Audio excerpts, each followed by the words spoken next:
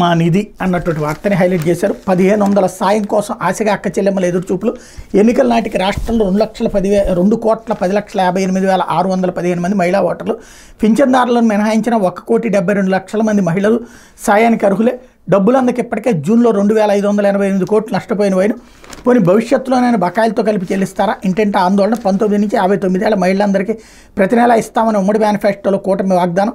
ఏడాది ముందే చంద్రబాబు సంతకంతో ఇంటింటికి గ్యారంటీ కార్డులు పంపిణీ. బాబు రావడమే ఆలస్యం, ఆడబిడ్డ నిద్రించిస్తారంటూ నమ్మబలికిన టీడీపీ నేతలు. 2014లో రైతన్నలకు పొదుపు మహిళలకు ఇచ్చిన హామీలు తొంగలోకి. బాబు హామీల అమలుకు తనది గ్యారంటీ అని చివరకు మొహం చాటేసిన జనసేన అని అంటూ కూటమి అధికారంలోకి రాగానే రాష్ట్రంలో మహిళలకు నెలకు 1500 చొప్పున ఆర్థిక సాయం అందజేస్తామని సీఎం చంద్రబాబు.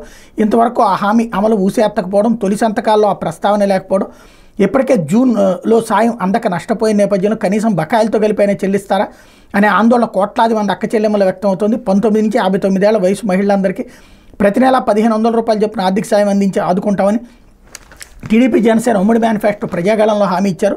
సార్వత్రిక ఎన్నికల నాటికి రాష్ట్రంలో 2,10,58,615 మంది మహిళా ఓటర్లు ఉన్నారు.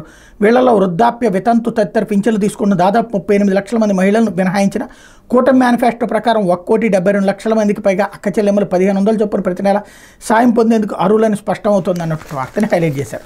ఇకపోతే అమ్మో ఏపీకా అంటూ వద్దు బాబోయ్ అంటూ